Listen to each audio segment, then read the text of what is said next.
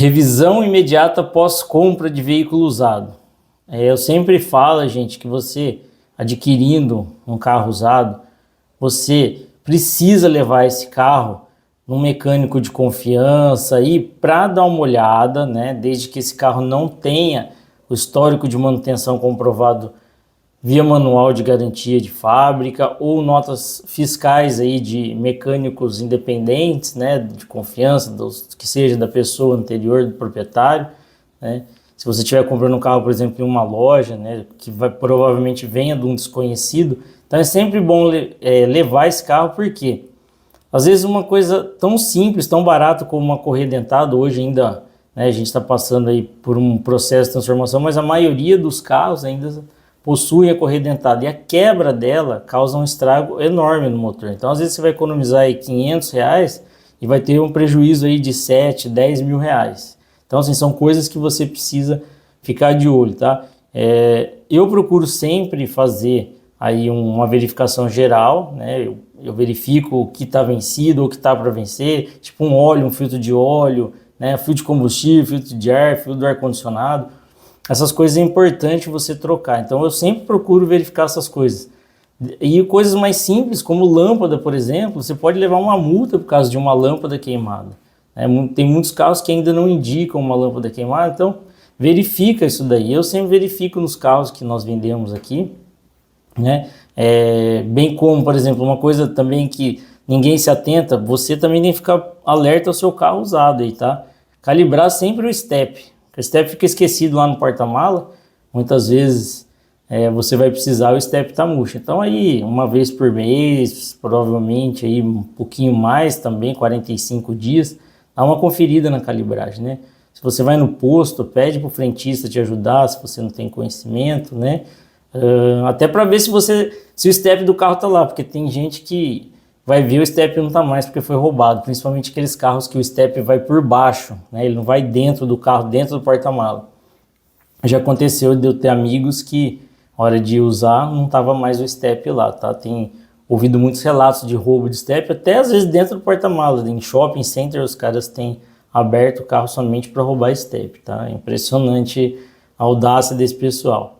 Aí você pode verificar, por exemplo, a questão de fluido, tá? De freio ou do radiador. Mas assim, de novo, vai lá no mecânico, faz isso, porque já aconteceu, por exemplo, de eu vender carro e a pessoa parar no posto logo em seguida para abastecer e o frentista, né, naquela intenção de vender algo a mais, ou de um óleo, ou um aditivo de radiador, ele falou para o cliente que o óleo estava baixo e que a água estava baixa. Então, é incoerente isso, porque o carro com o motor quente, o óleo ainda está em circulação. Então você tem que medir isso com o carro frio no outro dia, o carro tem que estar aí no plano para não dar diferença de nível. É a mesma coisa da água, o carro quente ou ligado já, né, após alguns minutos, essa água já vai estar em circulação, é óbvio que vai estar baixa essa água, né? E uma vez aconteceu comigo, um cliente saiu de onde eu trabalhava e logo em seguida ele me ligou, falou, tô aqui no posto, o rapaz está falando que o óleo e a água tá baixo. E eu fui até lá, conversei com o frentista, falei, cara, funciona assim, assim, assim, você tem que entender que eu sei que você tem que vender produto, né? Mas fala para o cliente voltar uma outra hora, né? Mesmo porque assim, você está fazendo uma coisa, empurrando o cliente, uma coisa que não tem necessidade, né? Isso é uma coisa errada fazer isso. Então, para você ter consciência também do seu trabalho, né, conversa com o cliente. Eu assim, sempre indico mecânico, tá? Eu não gosto de trocar óleo em posto de gasolina, me desculpe aos donos de posto de gasolina, porque eu já vi problemas acontecerem, tá?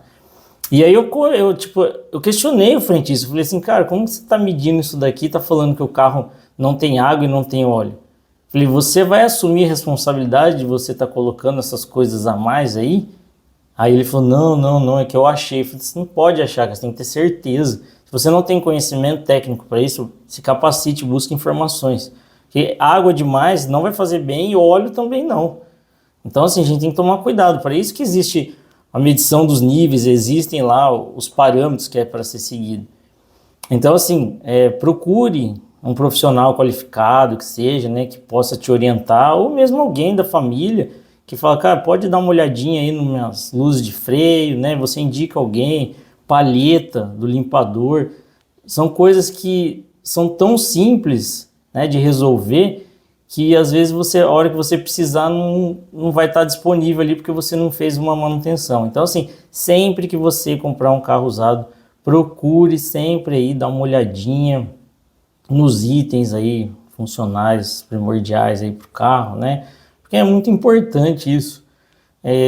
Porque nem sempre as pessoas têm a questão aí de fazer a manutenção. E geralmente, quem compra carro usado, né, acha que tá igual zero, que você não precisa fazer nada. Não. E geralmente, quem deu esse carro na troca, ele também não estava preocupado. Às vezes a pessoa cobra da gente que vende carro, fala, pô, vocês estão vendendo um carro assim para mim? Mas não é.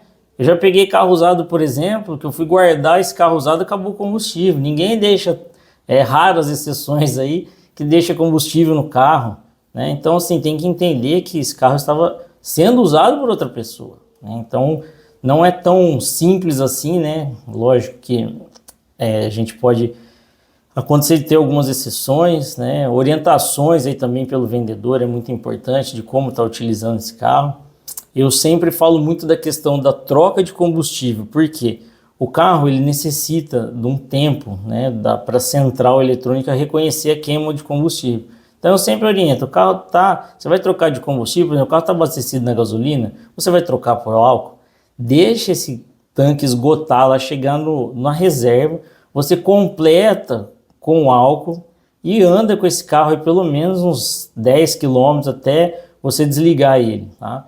Com motor quente ele ainda aceita um pouco, mas se você abastecer esse carro aí em combustível diferente, principalmente quando você coloca no álcool e tá frio, por exemplo, esse carro provavelmente no outro dia não vai pegar, né? Aí você fala, pô, o carro deu problema logo no primeiro dia. Não, isso é questão de combustível.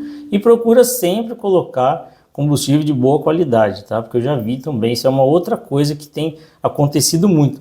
Esses postos de bandeira branca, né, postos que não são muito confiáveis, ou que o combustível está muito barato, não tem segredo, gente. Alguma coisa está errada ali, né? Já vi carro queimar bomba de combustível, bico injetor, por conta de combustível adulterado, né? Então, assim, vamos tomar bastante cuidado, porque assim, o carro usado, quando você compra, ele tem a garantia, mas para essa garantia ser validada, você também tem que ter a sua parte de responsabilidade, né? Você tem que estar fazendo aí as coisas necessárias, tá bom? Então, se você gostou desse vídeo, marca alguém aí, compartilha ele, né? Porque informação nunca é demais. A gente tem procurado trabalhar aí para que as pessoas façam compras seguras para depois evitarem dor de cabeças futuras, tá? Então, marca o pessoal aqui, compartilha, guarda para você também esse vídeo. Se você tiver alguma dúvida, pode mandar mensagem, chamar a gente aqui que a gente está pronto para ajudar, tá bom? Até o próximo vídeo.